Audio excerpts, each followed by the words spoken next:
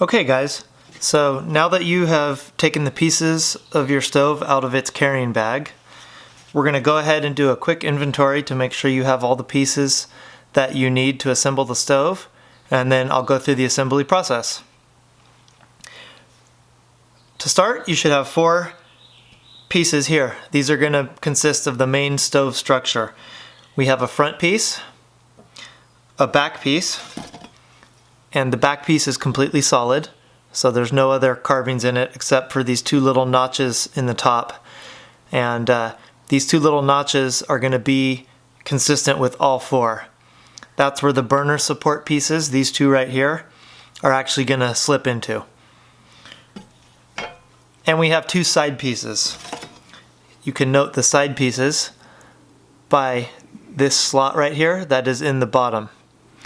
That slot in the bottom is going to hold your base plate. Okay? So we should have 4 main pieces. You should have a base plate, 2 burner supports, your feed ramp guides, and your feed ramp support.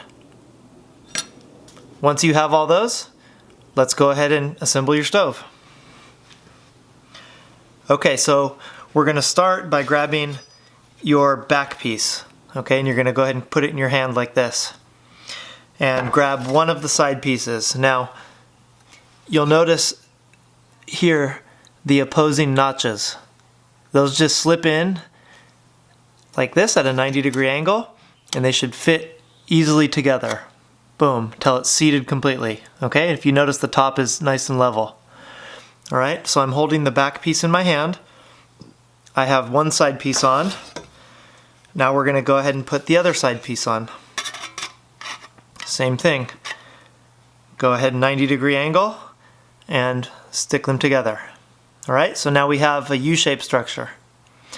Our next step is going to be to take our base plate and insert it into the 2 notches on either side of the side pieces here. So we'll go ahead and put that in, and then you just need to continue to squeeze it together, all right, to keep everything rigid while we're completing the assembly process. All right, our next step, we're going to take the front piece, and you're just going to drop that on top, all right, and then gently just wiggle it until those pieces get into place. Alright, so now we have the main assembly put together. You can set that down, go ahead and make sure everything is nice and level, and then we'll start with the feed ramp.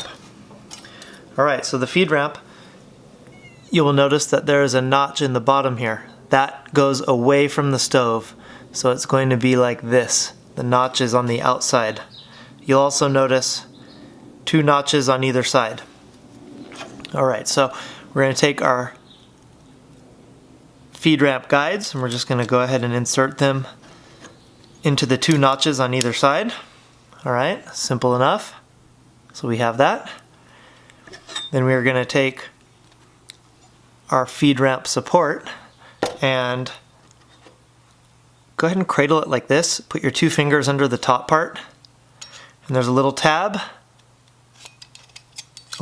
that's going to fit right in that slot in the front. Okay, this is the best way to hold it so that support doesn't fall out. Now, what you'll notice is on this, there's 2 notches, one on either side right here. Okay, that's just going to hook into the sidewall of the main structure.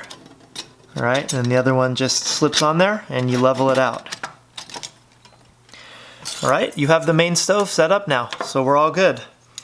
Last 2 pieces are going to be the burner supports, which will slip in.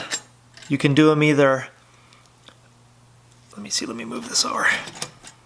You could do them either front to back or side to side. There's notches all the way around, so you can direction them however you want. We're going to put them front to back on this one right now. Okay, and those slots should just meet together. Stove is fully assembled, you're ready to go.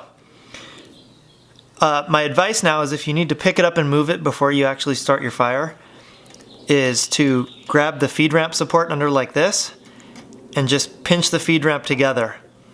All right, and then with your other hand you can grasp the stove and squeeze it and move it wherever you need to move it.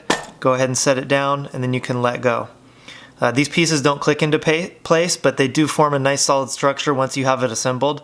So that's the best way to move it around if you need to. Once the fire started, you're not going to need to move it around.